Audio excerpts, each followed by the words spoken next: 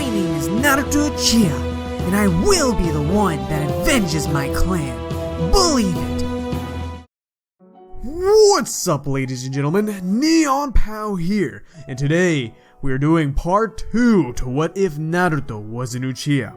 Now, if this is the first part you're seeing, I highly recommend you watch the other parts so you won't be confused. I have that playlist linked in the description and in the card above, so make sure to check that out. Also guys, I am setting a challenge for all you beasts. You know how I always do my 100 like goal?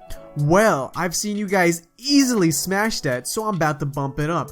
I want to see you guys try to hit 100 likes in one day. You've done it numerous times before and almost on the last video, so let's see you try to hit that and beat the challenge. I know you beasts can definitely do it. Now, without further ado, let's go ahead and get into the video. In the last episode, our Uchiha brothers finally graduated from the academy and became Genin. They also saved the Leaf Village from potential destruction by capturing Mizuki and returning the Forbidden Scroll to the Hokage. We can now resume the life of Naruto Uchiha. It is a big day for our Genin. This is the day the teams get assigned. All team assignments are the same as in canon. However, Team 7 gets some pretty big changes. Naruto and Sasuke are still assigned, but alas, Sakura is no more, and there are no more ninjas in the class to take the spot. That's at least what they think. A few moments pass, and a never before seen young ninja enters the classroom. Earlier, Danzo had discussed with the Hokage about the recent incident in the village, and how they had lost a young ninja. He recommended, so Team 7 would not fall behind the rest of the teams, that he could provide one of his young root ninja to join the team. This solution would not only take care of the shortage, but also help Naruto and Sasuke become stronger as they both scale much higher in power than their other peers. The Hokage doesn't feel any malicious intent from Danzo, so he agrees to this idea. This then leads to Sai joining Team 7 with Naruto and Sasuke. Both Naruto and Sasuke are suspicious of this new ninja, especially with him forcefully trying to act friendly with them. However, they aren't against this new ninja joining, as they hope he would provide with a worthy challenge unlike the others. Team 7 ends up waiting many hours after all other teams have been dismissed with their senseis. Finally, Kakashi sensei enters the room. He notices that Naruto and Sasuke are doing mental training while Sai is just drawing. He is surprised to see such a mature group in front of him. He then smiles and introduces himself. He then takes them up to the rooftop to do introductions. Sai goes first and just says in a robotic and obviously memorized tone that he wants to work hard to get strong and become friends with his teammates. Kakashi just pauses and says good. Next goes Sasuke, who says he wants to kill a certain someone so he can revenge his clan. This leaves Kakashi intrigued and curious on what Naruto will say now. Sasuke is also intrigued since he actually hadn't gotten a chance to talk to his brother about his ambitions.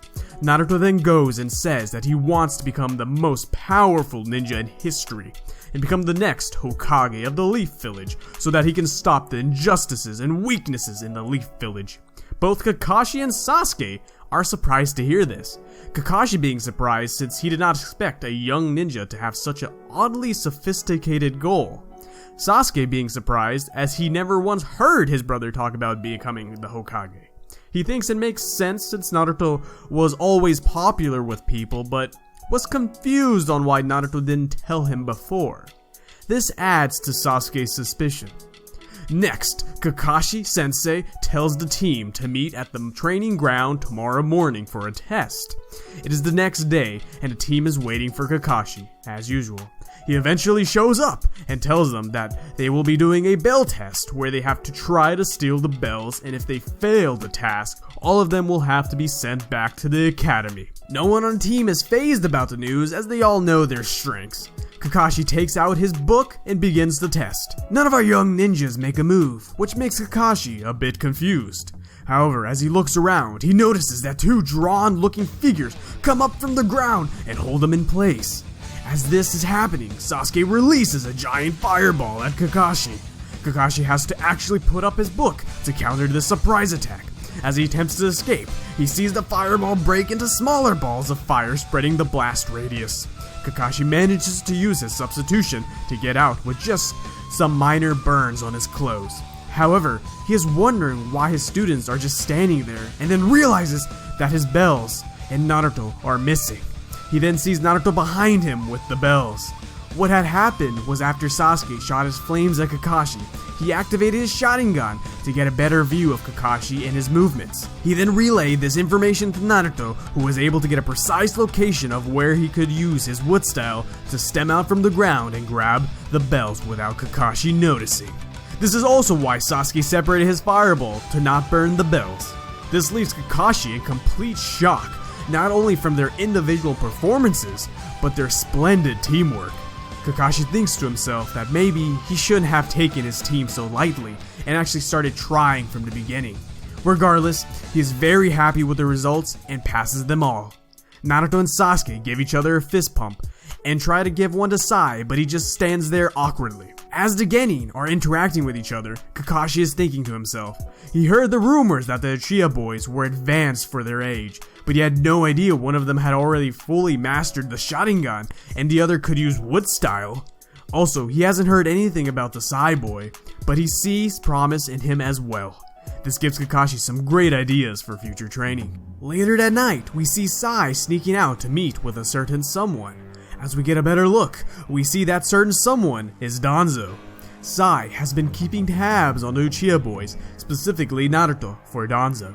Danzo is glad to hear of Naruto's latest performance and his advancement with wood style. He tells Sai to keep up his good work and not to get his position blown, as he could jeopardize their mission. Sai nods his head and disappears. Danzo is now left alone, is just smirking. He says to himself that in due time, that Uchiha will be the perfect pawn. Weeks passed with the new Team 7. Just like other Genin, they too were tasked to do boring, odd jobs around the leaf. However, this all changes when the Hokage calls them into the office. Kakashi had specifically talked to the Hokage to see if he could assign his team with a harder mission, as he knew they all needed the real live experience. The Hokage agrees and assigns them a C-rank mission, as he has witnessed their phenomenal performance. Naruto and Sasuke really want to do more advanced missions, but are glad they can go on a real mission so that they can put their training to work. Sai just stands there looking indifferent as usual. And with that said, the Bridge Builder escort mission begins. Team 7 heads on their path towards the Land of Waves. The team is quiet other than Naruto, who is talking, almost interrogating the Bridge Builder. The Bridge Builder is obviously getting frustrated with all the questions. Before he gets to say anything, two Chunin ninjas attack and kill Kakashi. Everyone but the Bridge Builder is freaking out. Everyone gets into formation and begins readying an attack on the Chunin. Sasuke activates his Sharingan and attacks one of them.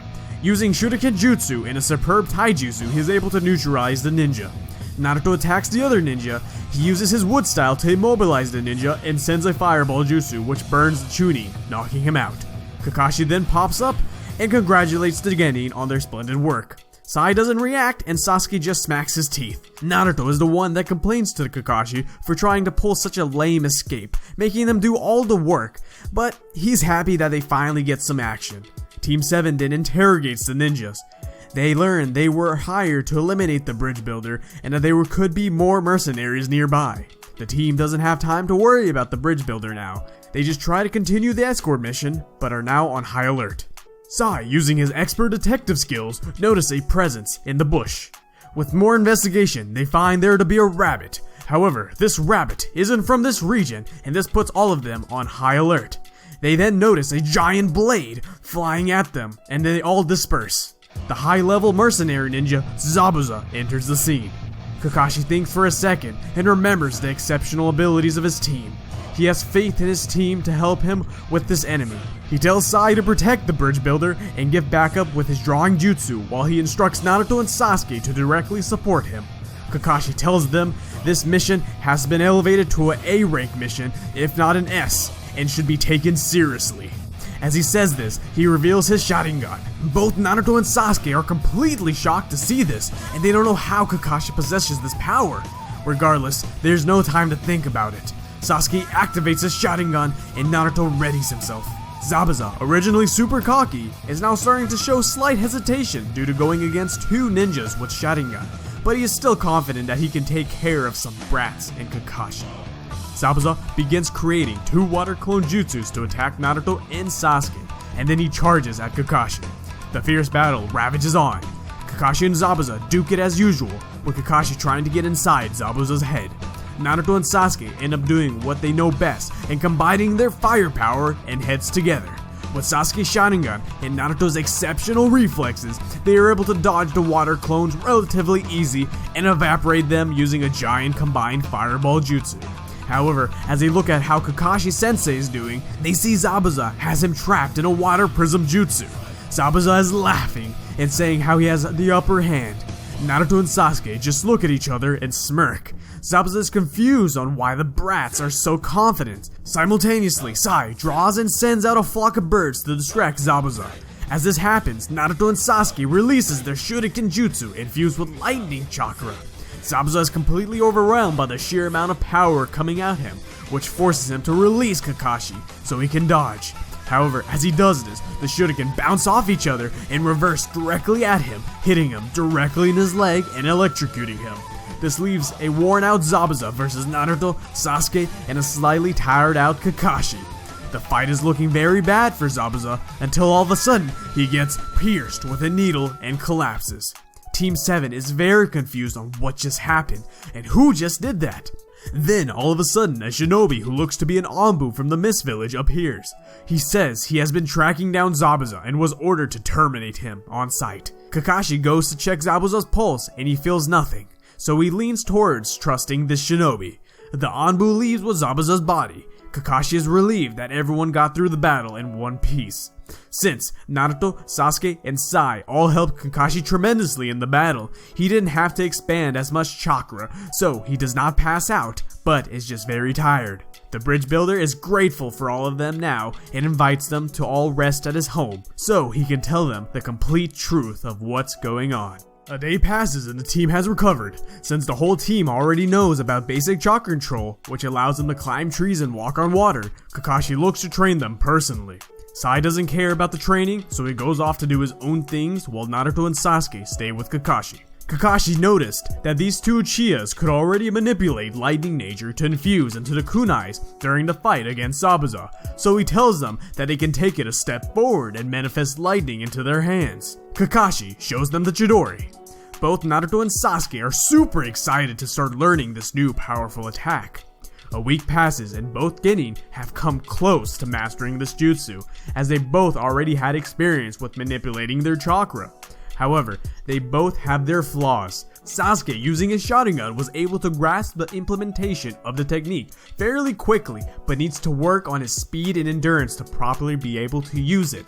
Naruto, on the other hand, already had the endurance and speed to handle the jutsu, but is having trouble holding the jutsu's form since he has to manually figure it out.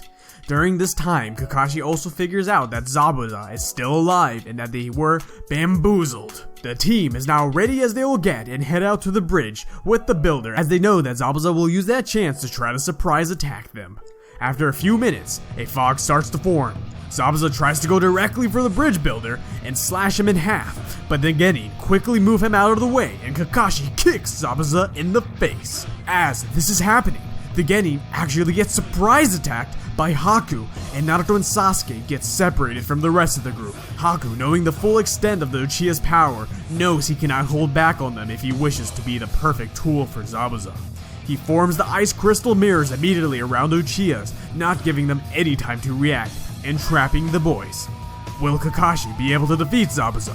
How will the Uchihas handle the fully powered Haku? Will Sai be able to contribute to the team? Find out on the next episode of What If Naruto Was an Uchiha. And that's where we're going to be leaving part 2. Now guys, please comment below your opinions, as I love reading them all and interacting with you guys. Also, remember that you guys have a big challenge set for you. 100 likes in one day. So I know you guys should easily be able to demolish that, so don't let me down. Also, if you're new to the channel, don't forget to hit that subscribe button and the notification bell to stay up to date with all that juicy what ifs coming to a theater near you. So without further ado guys, thanks for coming out, Much love, Neon out.